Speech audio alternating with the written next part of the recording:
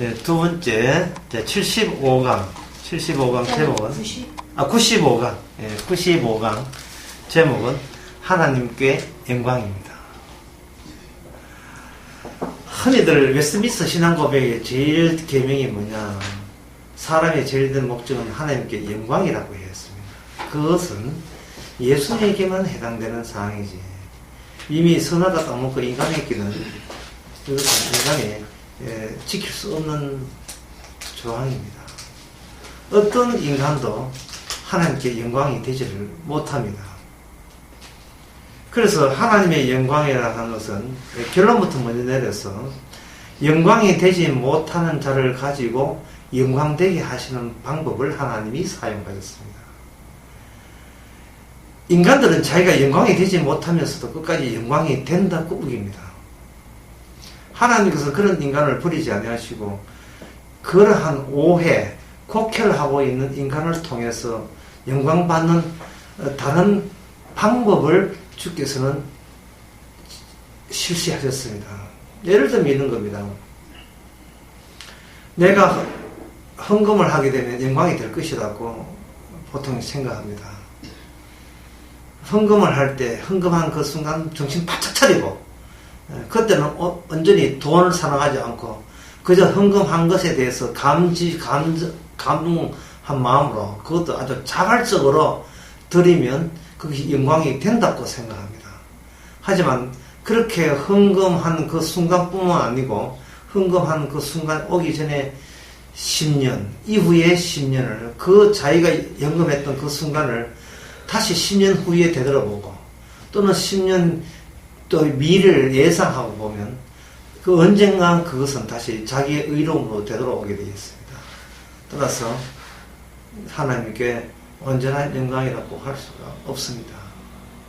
이건 전도도 마찬가지고 특히 선교도 마찬가지고 구조도 마찬가지고 어떤 경우 하나님께 영광이 되는 방법은 없습니다.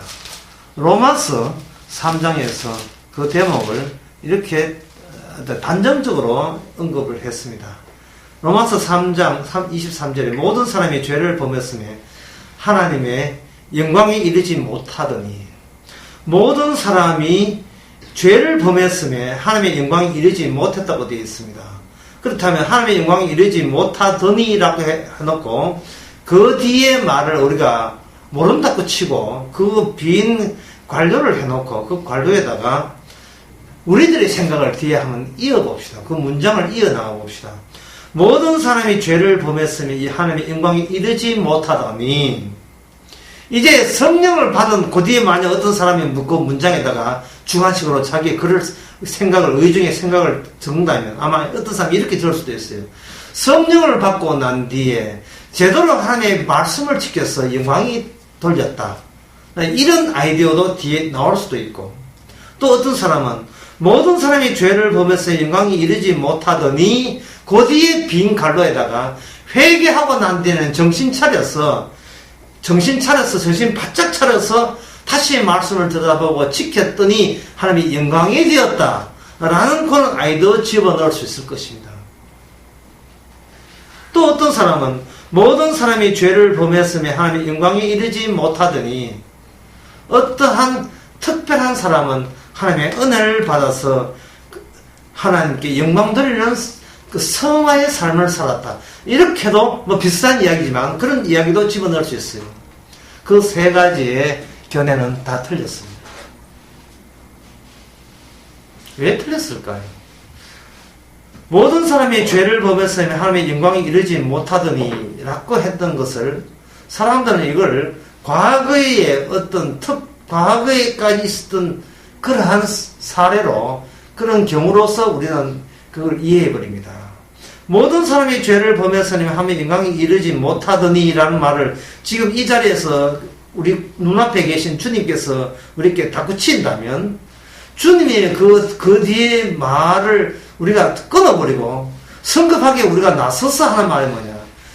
이제 우리 잘못을 알았으니까 우리가 이제 제대로 하면 살아서 하나님께 영광을 돌려드리겠습니다라는 성급한 우리의 의견이 주님의 말을 끊어버리고 아마 이어져 갈 거예요. 아마 있게 될 것입니다.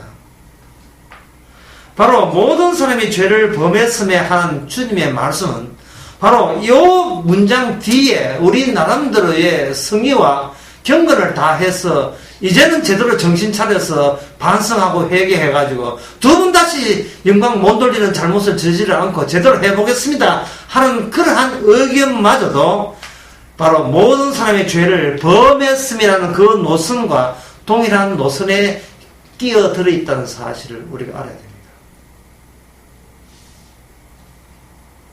모든 사람의 죄를 범했음에 하는 것은 과거에 우리가 이런 잘못을 저질렀다는 것을 그것을 나무라는 것이 아니고 우리의 본성 자체를 두고 지적하시는 말씀입니다. 네가 아무리 정신 차리고 네가 아무리 하나님 앞에 책망을 받는다 할지라도 우리 본성 자체가 죽을 때까지 영광 돌리는 본성이 되지를 못한다는 단언입니다. 선언이십니다. 성령 받아서 정신 차려서 말씀대로 사는, 그래서 영광 돌리는 그런 방법을 하나님께서는 취하지 않으셨다. 그런 방법을 하나님께서 인정하지 않으셨다는 이야기입니다.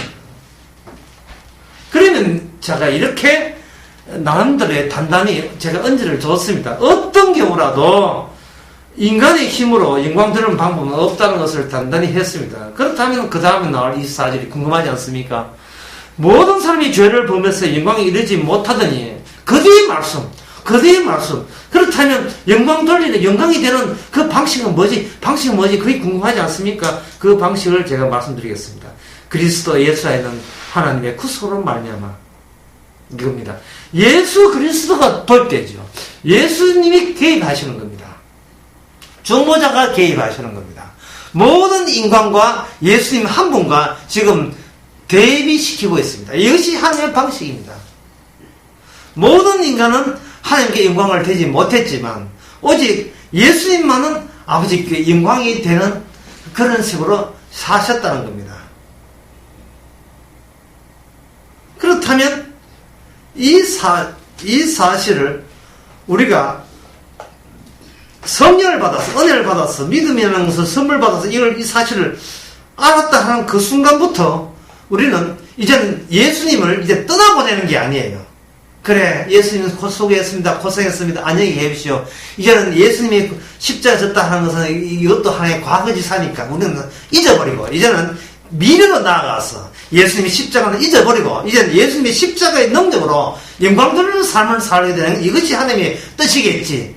라고 십자가를 후딱 떠나버리고 다시 자신의 행함으로 돌아오는 그런 아이디어를 가지고 저는 바로 모든 사람의 죄를 범했음에 했던 그 죄에 해당되는 그 죄의 극단적인 모습이라고 저는 말씀드리고 싶습니다.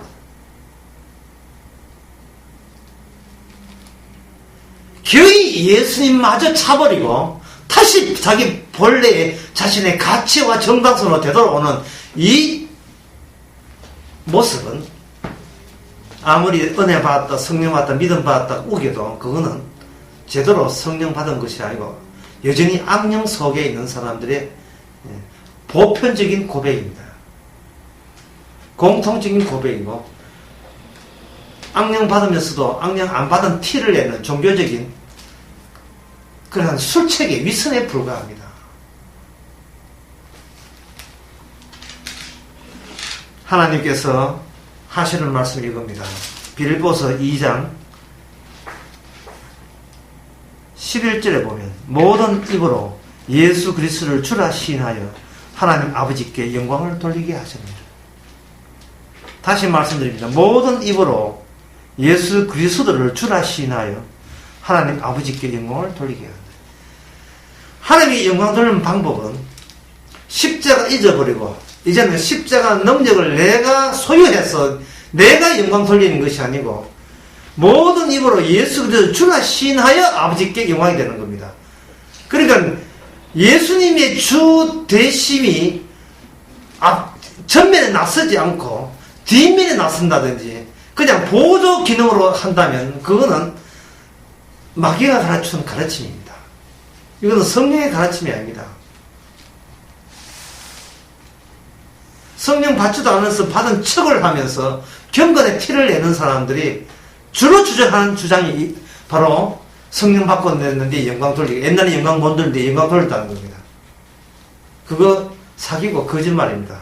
모든 입으로 예수를 주라 시인하는 겁니다. 주라 시인한다면 우리라 하는 것은 그리스도의 주 되심을 위해서 환영당할 그런 입장, 그런 존재에 속할 뿐입니다. 다시 로마서 3장으로 돌아온다면 예수님께서 그의 피로 말미암아 화목제로 섰으니 그 피로 말미암아 자기를 의로우심을 나타내라 하십니다. 따라서 예수 믿고도 죄질 수밖에 없는 우리를 예수님의 피로 말미암아 용서함으로써 예수님이 의로움이 드러날 때 그것이 주로 말미암아 아버지께 영광되는 유일한 하나님이 인정하시는 유일한 방식의 영광입니다.